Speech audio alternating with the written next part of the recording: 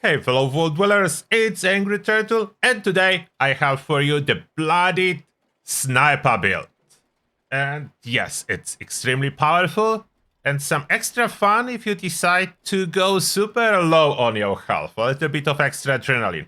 And as well, what I want to cover in this video is the damage on the weapons and the choices, as the Pip-Boy will attempt to lie to you in regards which weapon is doing how much damage. So I will explain it a little bit as we go over the weapon choices.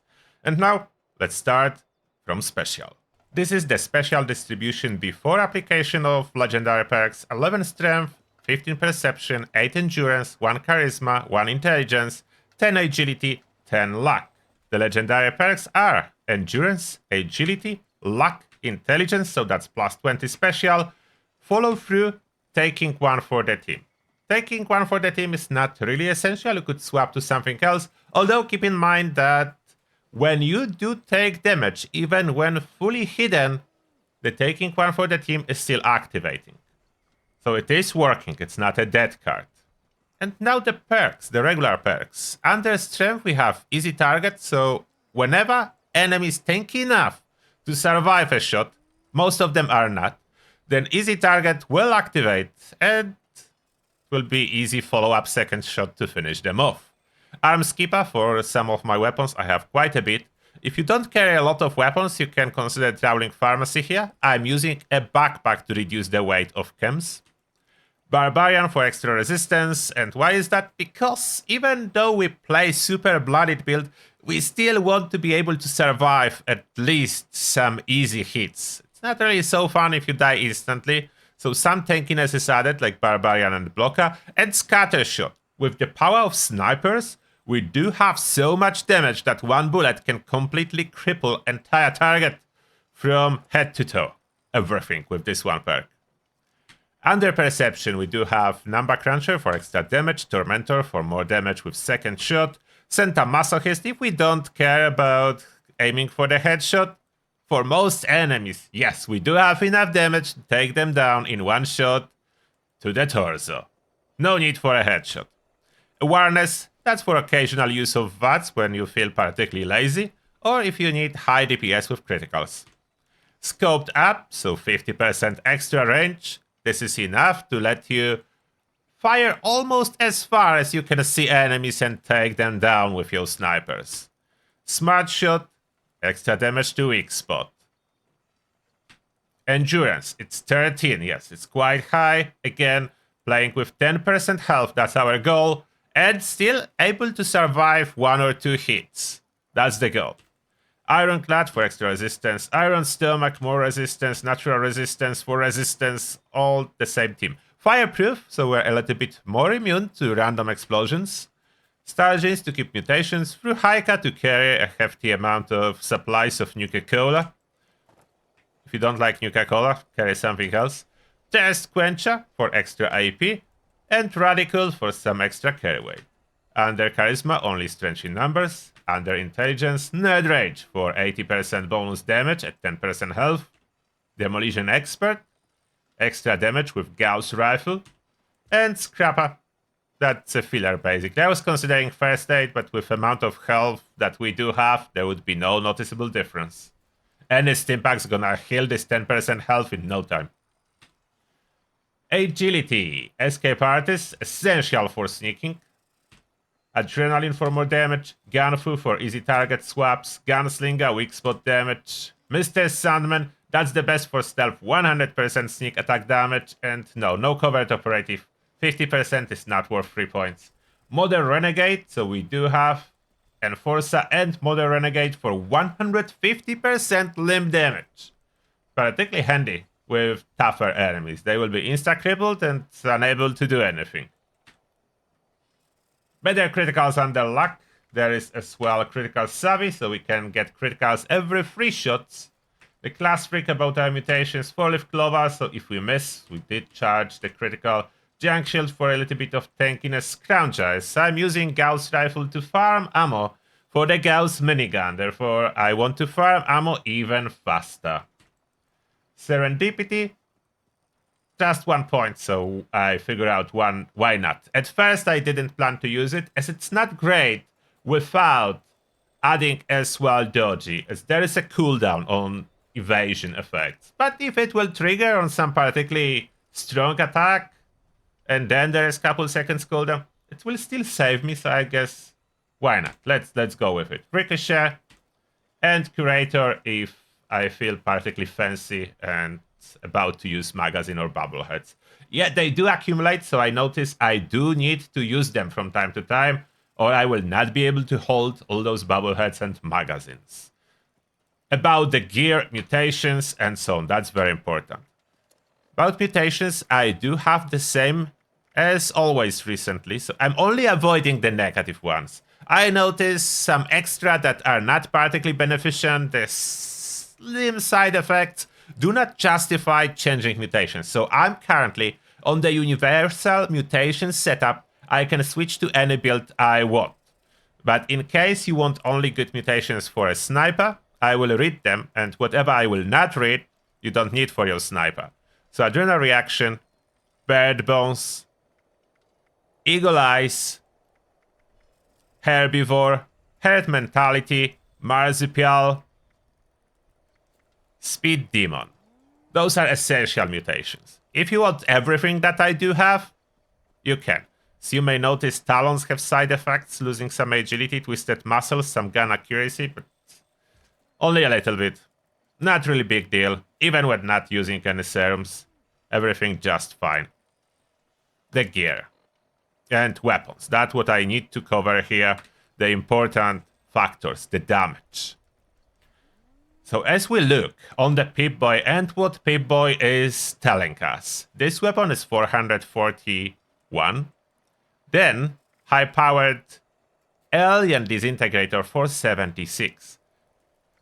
The thing is, this assault rifle will do more damage than alien disintegrator. Yes, the Pip-Boy is lying, so alien disintegrator, just because I have it here, I wanted to show it, as it may seem particularly tempting with range advocating to be 556, but in practice, assault rifle outperforms. And I know I have ultrasight ammo here, but I'm talking about performance on super mutants. It will kill super mutants faster than alien disintegrator. Yeah, Pip-Boy is lying. Another example of Pip-Boy lying. Bloodied Blackbird Prime Sniper Rifle. And he's probably about right about the amount of damage it's doing. And it's our main sniper. Like, if you are looking for a sniper, this is your main sniper. The hunting rifle, modified as follow, you can see on the right. Alternatively to Prime Receiver, you could use 50 cal refined one. Almost the same damage, a little bit more even, but slight decrease in range. So I prefer to go with Prime for a little bit better range. That's why the Prime is in here. The VATS hit chance, I like to run it when I feel lazy and use VATS. If you want to use damage while aiming to be fully in sniper mode, absolutely do it. Go for it. Pinpointer for the last star. Yeah, extra damage to the weak spot. That's the most perfect. I found myself using all true modes. Those give the best accuracy, and that's what matters the most in case of snipers. Now, where Pip-Boy will lie to you, if we now compare to the Gauss rifle, look at that, 627. And you would say, why is Gauss rifle so weak when this sniper is so strong? But it's not really the case. When tested, and I was shooting this Gauss rifle that is even not a 4-star, it is my 3-star Gauss rifle, I will need to upgrade it. But the point is, shooting to the torso fully charged Gauss rifle will do more damage than Blackbird Elite Sniper the hunting rifle. Even though the Pip-Boy damage absolutely disagree with that, but it's the truth. This one will do more damage. And about this weapon, it is incredibly powerful. You do want to have explosive on the 2nd star that adds a really nice damage with this explosion that's already on the weapon itself. Amazing synergy with Bloodied as well.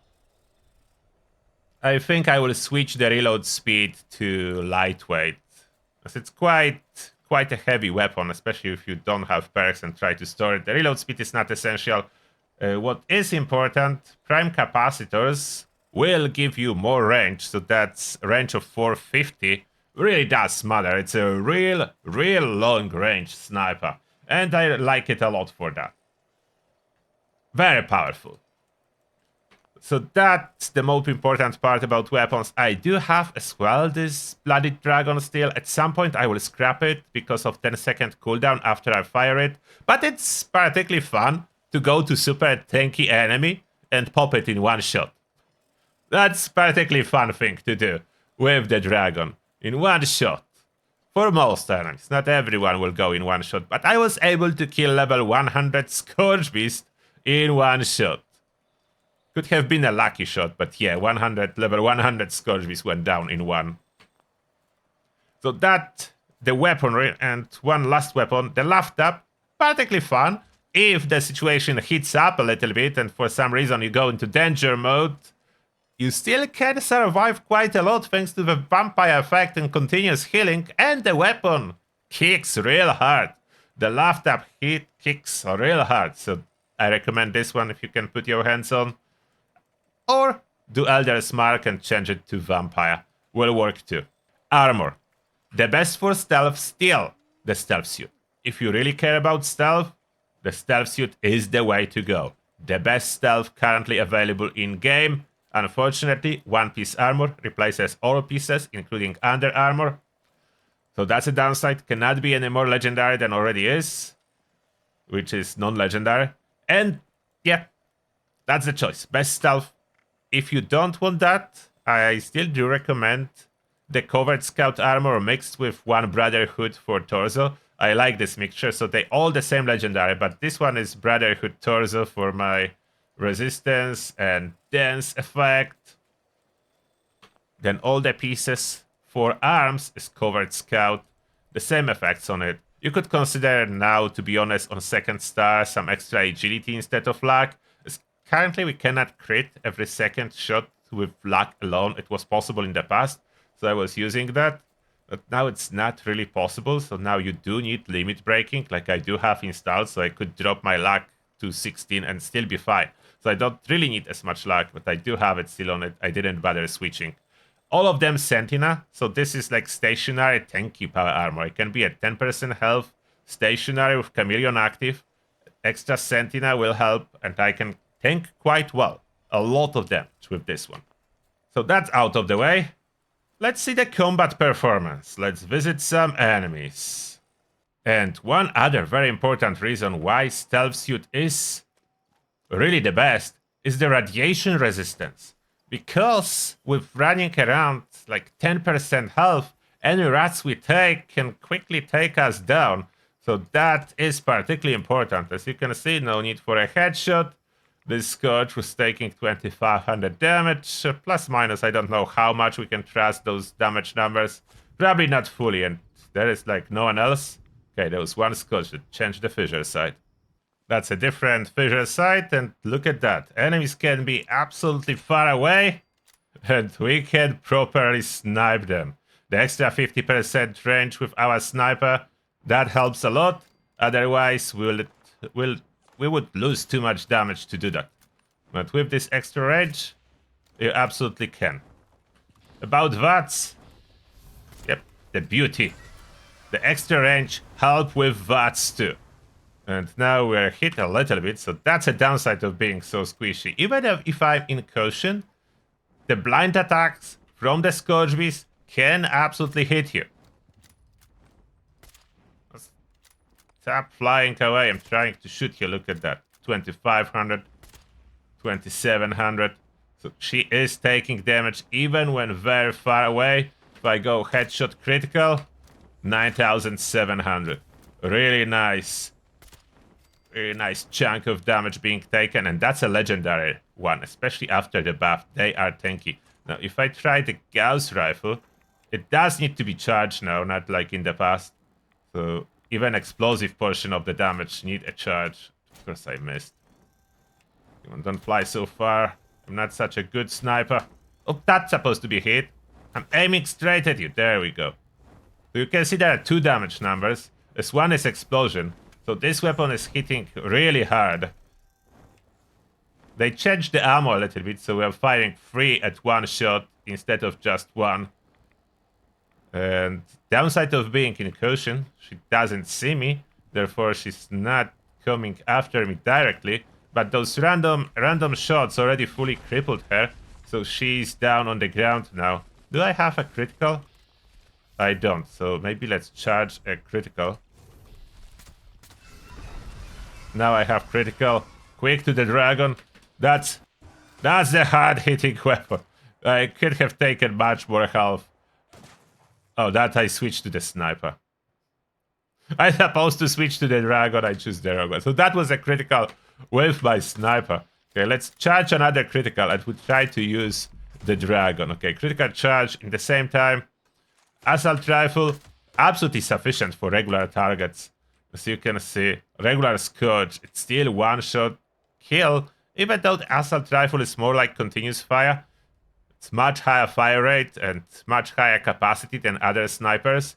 So this is a sniper when you need to fire more. The worst range on all our snipers, but the best performance in sustained DPS. And like a daily driver for trash mobs. You know what? Let's try Behemoth with the dragon. This time I will make sure to get the dragon. If we fail, I didn't try Behemoth yet. I don't know if I have enough damage to pop it in one opening shot. If I don't, then we need to run. As for 10 seconds I will be unable to fire any other weapon. So let's see. The headshot. I do have critical, level 100 Behemoth, shooting from bushes. Oh, thank you, game. Thank you, game. That was so nice of you. Registered 0 damage. Come on, are you for real? That used my critical. Okay, let's try. Switch to assault rifle, charge our critical back, and then we'll see. We'll shoot it in the leg so it will stop walking. Okay, I don't have enough crit. Okay. Critical charge. Switching to the dragon. Can I get the damage to actually register?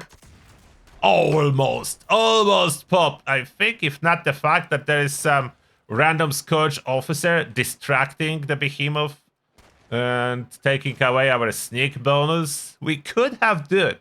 We could have done it. So that was it here. Finished off with the laptop. Not as smooth as I was hoping. The first shot didn't even register. I hate those VATS. I hate those VATS bugs that cause you to do 0 damage. Those are the most annoying, especially if you save the VATS critical for one super powerful shot that the dragon can pull, and it just doesn't work. That's the disappointing part. For most part though, the manual aiming has no problems. So, sniping, manual sniping, seems to be the way if you want a good experience. And that being said, thank you a lot for watching, and see you all in the next one.